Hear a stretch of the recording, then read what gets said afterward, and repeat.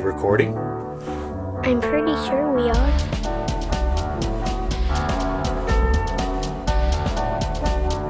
This is Meet the Ocean Kids Talk.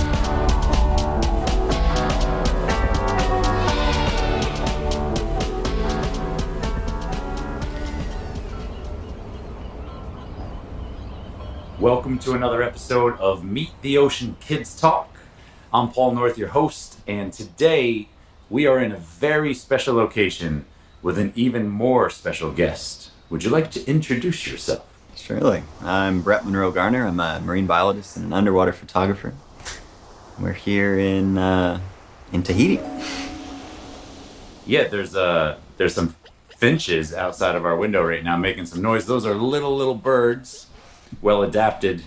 So in Kids Talk, we like to interview kids, we like to get their opinions, but of course, we know that there's a lot of kids out there with questions. So this is our first episode where we are going to attempt to answer some of those questions. Brett, are you ready? I'm ready. All right. Well, the first question is...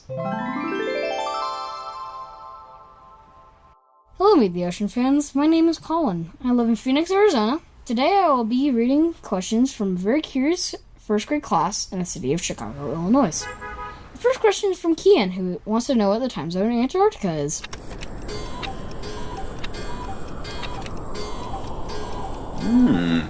That's a great question. I have no idea. Well, I mean, Antarctica's a big place, so... I mean... Isn't it all of them? Yeah, is it every time zone? In fact, I think the time in Antarctica may depend on what research station you're closest to. So if you are near a research station that's from Argentina, you're probably on Argentina's time.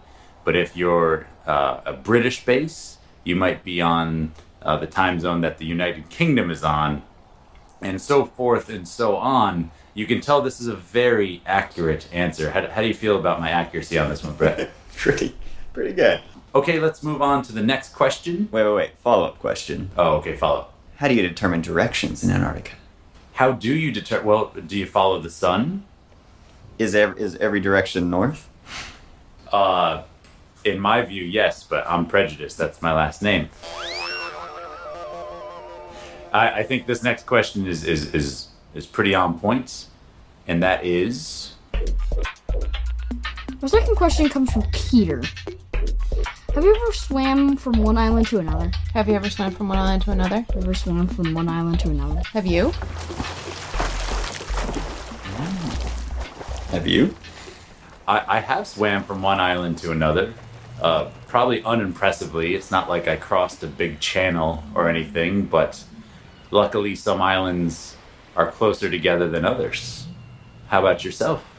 I swam to an offshore island in Costa Rica once. And that's before I knew much about the ocean and saw a little shark and was like, ooh, this is an adventure.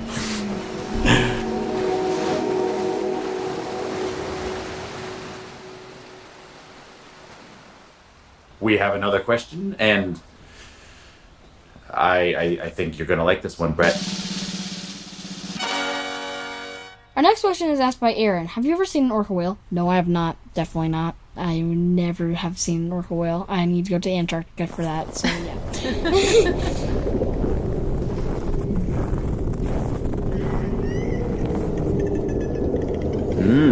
I saw an orca whale with you like a month and a half ago. Yeah, where were we? We're in southeast Alaska. And I don't know, where were we actually? You remember? Well, nope. But I'm gonna guarantee that we were on the water. What were those orca whales doing? So they were swimming around. They were certainly checking us out. There was some spy hopping, some investigation. Seemed like a little bit of communal play. It's kind of hard to say what they were doing.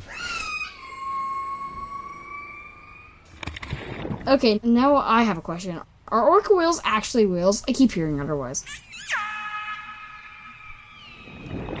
Ooh, are they whales?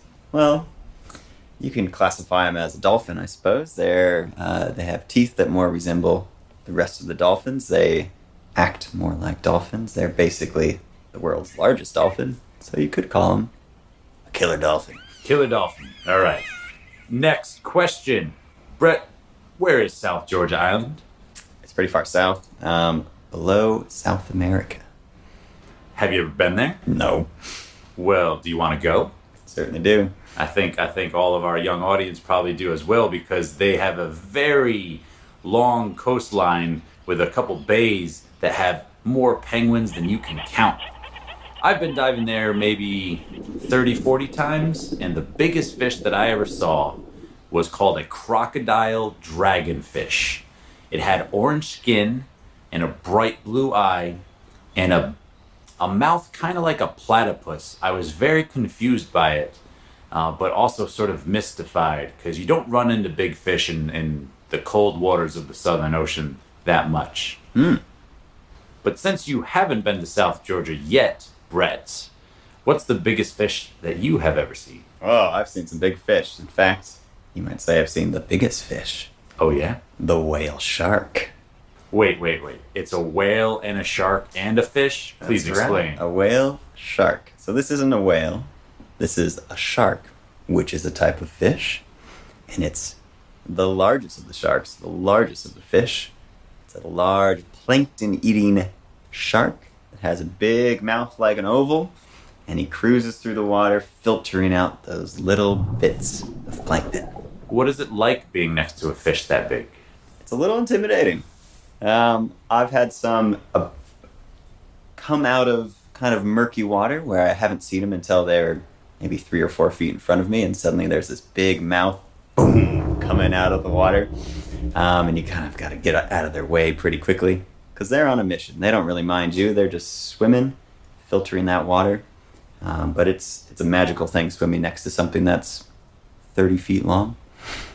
I bet. And you do this with some regularity, no? That's right. So where I live in Western Australia, there's an aggregation where they like to come and feed for about half the year. And yeah, any day of the week you can go out and find 4 or 5 of them and hop in and have a swim.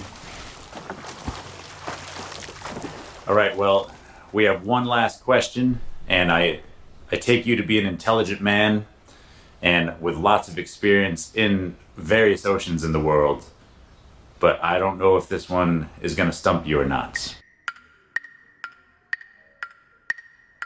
Our last question, which is my personal favorite, was asked by a curious young lady named Jessica. And that is, how do you eat underwater? Truthfully, I don't really know, but I think you just put the food down, like, really deep under you, and you just... And you bend your head? And you just bend your head, and it somehow just, like, floats up in your mouth, and you just chew it while it's there. Dangerous. Me personally? Well, that's the only mouth you got. Through a straw. Best way to eat underwater, through a straw. You know, I'm gonna agree with you. I've taken a bite out of a tomato underwater at like 100 feet, and that's because I didn't know what it was. And even when I got to the surface, I still didn't know what it was until my instructor told me. But I didn't like chew and swallow. I just bit and spit it out, because water management in the mouth is a difficult thing, especially when you're that deep. See, I was imagining like a piece of toast. It's gonna be a little soggy. Really soggy. And like, it'll be a salty banana, or, you know, if you got gummy bears, they might start dissolving in the water. So that was a very good question and a very difficult one to answer. If you're gonna eat underwater with a straw, make it a reusable one. Good point. The less plastic, the better. All right, well, now I'll ask you one final question for our young audience, Brett. If I'm a young person and I'm interested in the ocean, why should I become a marine biologist? Oh, being a marine biologist is a great thing to become if you're interested in the ocean, because you spend all your time thinking about things that live in the ocean. And a lot of times you can do some research on those things that live in the ocean. And a lot of times you can be sent to places where you can experience those things that live in the ocean.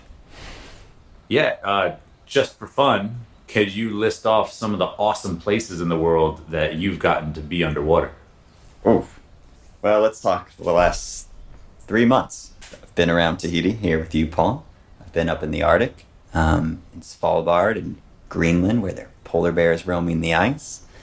I've been in Southeast Alaska. I've been the west coast of Australia, swimming with those large whale sharks.